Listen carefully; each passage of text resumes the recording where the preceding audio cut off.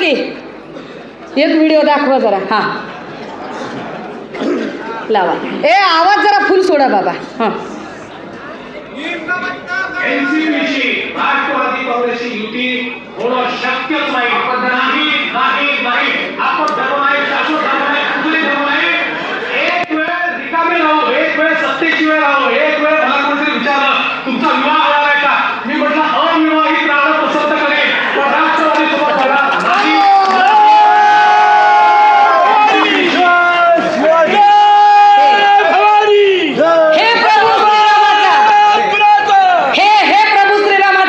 सांगतात अरे प्रभू श्रीराम सत्यवचनी होते असं सांगितलं जात होतं. तुम्ही काय खरं वाटताय? राष्ट्रवादीशी युती नाही नाही नाही म्हणणाऱ्यांनी 2 वेळा पट्ट संध्याकाळी किती वेळा शपथविधी केला? अरे 72 तासामध्ये घुमजाव केला तुम्ही. 72 तासाच्या आधी 70,000 कोटीचा सिंचन घोटाळ्याचा आरोप ज्यांच्यावर केला त्यांच्यासोबत 72 तासानंतर तुम्ही गले मिल जाओ कार्यक्रम केला. तुम्ही आम्हाला सांगता म्हणजे देवाभाऊ कोणत्या गोष्टी पाळतात बरं? जाऊ दे, हे जाऊ दे. मी म्हटलं ना की मला लोकाभिमुख प्रश्नांवरती बोलायला आवडतं. लोकांचे प्रश्न जास्त महत्त्वाचे आहेत. राजे हो, कोविडच्या काळात आरोग्य यंत्रणा कोलमडली होती. या यंत्रणेमध्ये अनेक लोकांनी काम केलं. त्यात असा एक वर्ग होता की ज्या वर्गाने प्रचंड जीव तोडून जीव धोक्यात घालून काम केलं, जे होते कंत्राटी कामगार. हे सगळे आरोग्य खात्याचे कंत्राटी कामगार. या आरोग्य खात्याच्या कंत्राटी कामगारांच्या सोबत जेव्हा यांचे आंदोलनं चाललेली होती, सरकार आपलं होतं. आणि त्यावेळेला नाही, आपल्याही सरकारच्या आधी म्हणजे उद्धवसाहेब मुख्यमंत्री असण्याच्याही आधी त्यावेळेला एक मोर्चा निघाला कंत्राटी कामगारांचा, ज्यामध्ये 10 वर्षापेक्षा अधिक सेवा देणाऱ्या कर्मचारी वर्गास नियमित सेवा कर्मचाऱ्यांचा दर्जा आणि वेतन श्रेणी उपलब्ध करून द्यावी यासाठी आरोग्य कर्मचारी हे आंदोलन करत होते. त्यात देवेंद्रजी भाषण करायला गेले आणि त्यांच्यासोबत सगळे होते बरं काय. भाषण काय केलं? दादा जरा दाखवा एकदा लोकांना. पिट्टा पाडणे याला म्हणतात. चित्र फाटतंय जरा ते.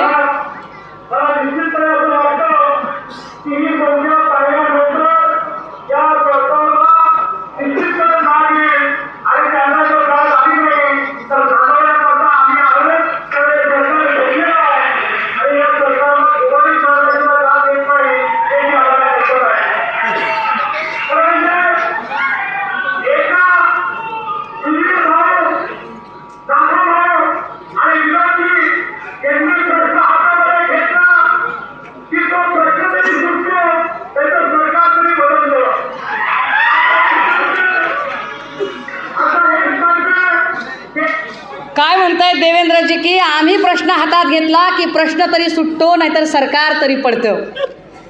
नालायक वगैरे शब्द वापरले, शिव्या दिल्या, संस्काराप्रमाणे बोलत राहिले. मुख्यमंत्र्यांना नालायक वगैरे म्हणण्यापर्यंत हिंमत गेली. हे सगळी भाषा त्यांनी वापरली. या मोर्चातलं हे 3-4 मिनिटाचं भाषण आहे. ओल्ड फार जुनी प्रत असल्यामुळे आणि ते पिक्चर असं फाटत असल्यामुळे तुम्हाला चेहरा नीटसा दिसला नाही राजे हो. ते देवेंद्रजी सरकारमध्ये आले. बरं आले तर आले, एक पक्ष फोडला. एवढा पक्ष फोडून काही उपयोग नाही झाला. ते उपमुख्यमंत्री झाले. ज्यांचा मुख्यमंत्री झाला त्यांचा आरोग्यमंत्री झाला. मग त्या आरोग्यमंत्र्याने पण गळा काढायला सुरुवात केली. बघा हे लोक शब्द किती पाळतात, लोकांचे प्रश्न किती महत्त्वाचे आहेत. दादा जरा दाखवा.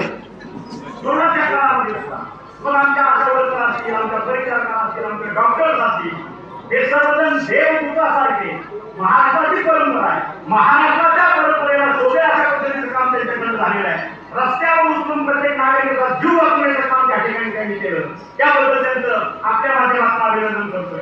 आणि म्हणून एक महत्त्वाची अपेक्षा, गेले 7 ते 8 महिने मी आपल्या कॅबिनेटकडे सांगतोय, भाऊ आपल्याकडे माझी व्यथा मानतोय, माझ्या सर्व मंत्रिकांबरोबर मी माझी व्यथा मानतोय. या लोकांचं कुठंतरी ह्या लोकांचं भलं करायचं आहे. तानाजीरावांना कुणाचं भलं करायचं आहे? कंत्राटी कामगारांचं भलं करायचं आहे. जाहीर सभेत सांगताहेत. आत्ताचं सरकार आहे, 4-6 महिन्याखालचं हे भाषण आहे. याच्यात अजून एक आहे माझ्याकडे व्हिडिओ, पण आता माझ्याकडे वेळ कमी आहे म्हणून तो दाखवत नाही. जो विधानसभेच्या पटलावरती प्रश्न विचारल्यानंतर त्याला उत्तर देताना त्यांनी उत्तर देतानाही सांगितलं आहे की आम्ही कंत्राटी कामगारांना कायम करणार आहोत. घोडं कुठं अडलं, माशी कुठे शिंकली. जर तुमच्याकडे वाया सुरत गुवाहाटी करायला पैसे येऊ शकतात, खोक्यांचं वाटप करायला पैसे येऊ शकतात, शासन आपल्या दारीच्या नावाखाली मोठमोठे इव्हेंट करायला पैसे येऊ शकतात, वेगवेगळ्या न्यूजपेपरला स्वतःची मिरवून घेण्यासाठी जॅकेट कव्हरच्या जाहिराती करायला पैसे येऊ शकतात, तर या कोविडच्याही काळात जीव धोक्यात घालून राबणाऱ्या या सगळ्या कंत्राटी आरोग्य कर्मचाऱ्यांना परमनंट करताना काय प्रॉब्लेम आहे हे एकदा त्यांनी सांगितलं पाहिजे. का ते त्याच्यावर बोलत नाही? हा लोकांचा प्रश्न आहे, लोकांसाठीचा प्रश्न आहे, पण त्यावर ते बोलतच नाही. दादा जरा पुढचा फोटो एक जरा दाखवा लोकांना. हा एक फोटो आहे, हे पत्र आहे स्वतः देवेंद्रजींचं. शक्य झालं तर झूम करा त्याला थोडं. हे देवेंद्रजींनी लिहिलेलं पत्र आहे. पत्र कधी लिहिलंय माहिती आहे तुम्हाला? मी पुराव्याशिवाय काहीच बोलत नाही. हे पत्र 21 डिसेंबर 2020ला लिहिलं. या पत्रावर त्यांनी पुढे एक पाठपुरावा करणारा पत्र आत्ता माझ्याकडे नाही आहे, जे त्यांनी जून 21ला पण लिहिलेलं पत्र आहे, 21-22ला लिहिलेलं पत्र आहे. यात ते असं सांगतात, general motors India private limited Talegaon ही कंपनी बंद होणार असल्याने 3578 कामगारांवर उपासमारीची वेळ येते. याबाबत तात्काळ उपाययोजना करावी. उपाययोजना नाही केली तर मोर्चे काढेल, संप काढेल, सरकार पाडेल. सरकार पाडेल. सरकार पाडण्यावर फार जोर आहे बिचाऱ्याचा. सरकार पाडेल. पुढे त्यांनी पाडलं. सरकार पाडलं म्हणजे कसं पाडलं? खोके बिके खर्चून पाडलं. अरे पण ठीक आहे बाबा, पाडलं सरकार, पण ह्या पत्राचं काय? ज्याच्यात तुम्ही लिहिताय की तुम्ही सांगताय की कामगार संघटनेने मुख्यमंत्री कार्यालयामध्ये निवेदन दिले, सदर प्रकरण औद्योगिक न्यायालयाकडे प्रलंबित आहे. तसेच सद्यस्थितीत या कंपनीमध्ये 1578 कायमस्वरूपी व 2000 कॉन्ट्रॅक्ट पद्धतीने कामगार असे एकूण 3578 कामगार काम करत असून या कामगारांची नोकरी गेल्यास त्यांच्यावर कुटुंबावर उपासमारीची वेळ येऊ शकते. विरोधी बाकावर बसल्यावर उपासमारीची वेळ येऊ शकते. हे तत्वज्ञान आठवणाऱ्या देवेंद्र फडणवीस साहेबांना स्वतः उपमुख्यमंत्री झाल्यावर का विसर पडतोय? तळेगावमध्ये ही सगळी बिचारी माणसं आपली बाया पोरं लेकरं घेऊन तिथे बसली आहेत आंदोलनाला. तुम्ही त्या बायकांना जर भेटलात तर तुमच्याही डोळ्यात पाणी येईल, ज्या सांगतात की ताई पगार नाही आहे, लेकरांना चांगल्या शाळेतनं काढून आम्ही आता घरी बसवलंय, फीस भरू शकत नाही. कित्येकांचे फ्लॅटचे हप्ते देणं झालं नाही, फ्लॅटला सील झालं, जे बिचारे रस्त्यावर आले. कित्येकांच्या घरात त्या बायका सांगतात ताई लेकराचा वाढदिवस करायला पण पैसे नाही राहिले, किंवा खाऊ घालायला चांगलं चॉकलेट घेऊन द्यायला आमच्याकडे पैसे नाही राहिले. ही इतकी वाईट अवस्था मात्र आता ते अजिबात बघत नाही. थोडक्यात काय, महाराष्ट्राच्या जनतेच्या हे लक्षात आलं पाहिजे की देवेंद्रजी फक्त आणि फक्त विरोधी बाकावर असल्यावर महाराष्ट्र अस्वस्थ ठेवण्यासाठी, महाराष्ट्र अशांत ठेवण्यासाठी वेगवेगळ्या प्रकारे काम करत राहतात. आणि महाराष्ट्र अस्वस्थ आणि अशांत ठेवताना ते वेगवेगळ्या टीमला कामाला लावतात आणि मग त्यांच्या टीम फार काम करतात.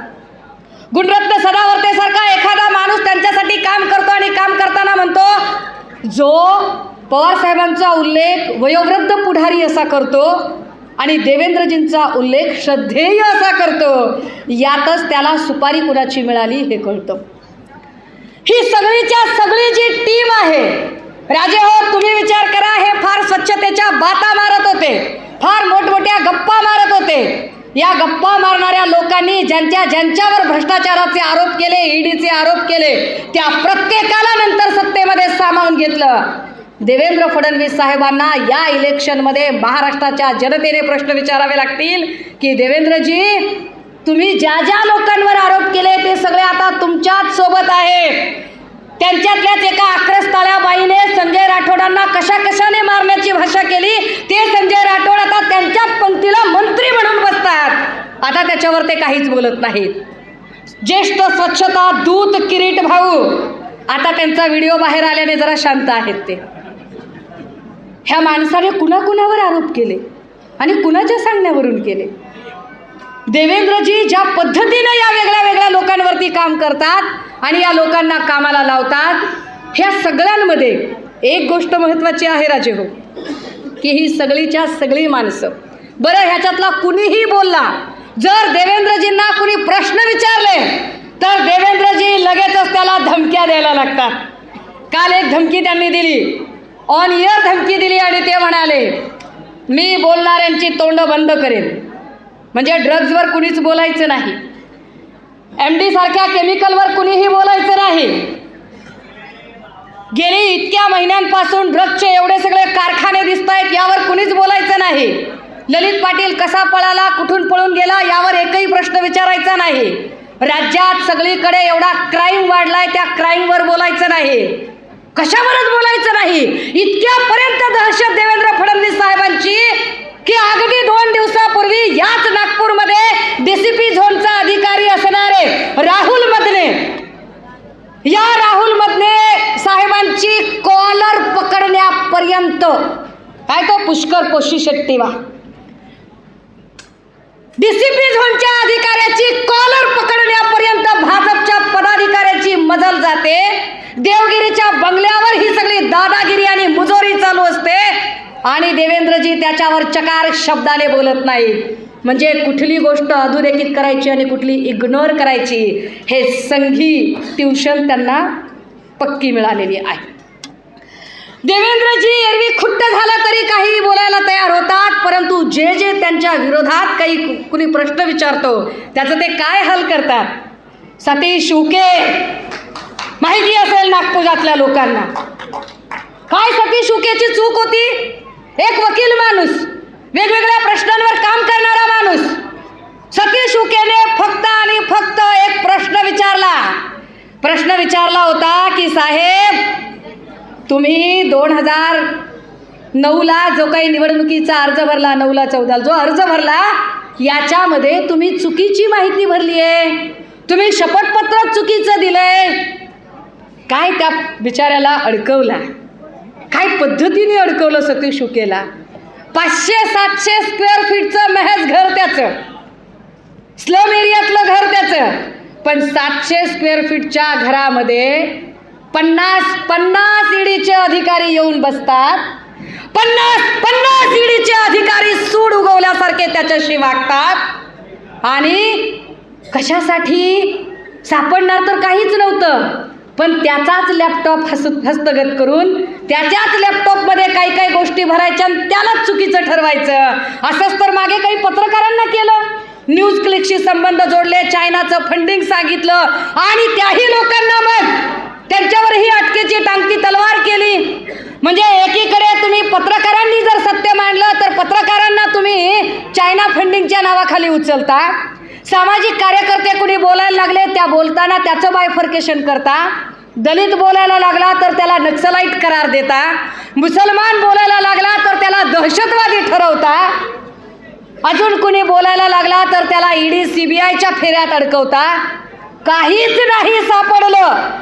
सुषमा अंधारेसारखी एखादी की जिचं काहीच बॅगेजच नाहीये, ती कशातच नाही सापडली, तर तिच्यावर व्यक्तिगत हल्ले करायला बघता. काय देवेंद्र भाऊ याला राजकारण म्हणत नाहीत. राजकारण करायचं असेल तर निवडणुकींना सामोरे जाऊन तिथे दाखवलं पाहिजे.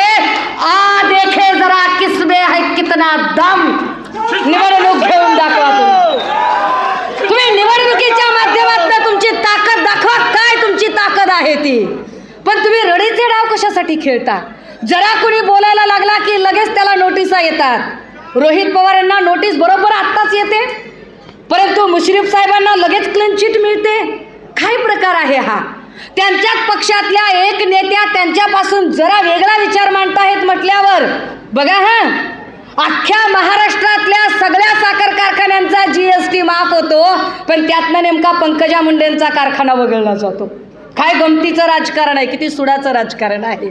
देवेंद्र भाऊंनी एवढं सगळं केलं, पण फडणवीस साहेब तरीही तुम्हाला मुख्यमंत्री पदाची खुर्ची मिळाली नाही. आणि फडणवीस साहेब मी लहान माणूस आहे. लहान कशा अर्थाने माहिती आहे, पैशाने हो, निष्ठेने मी तुमच्यापेक्षा फार वरचढ आहे, फार वरचढ आहे. तत्वाने पण मी फार वरचढ आहे.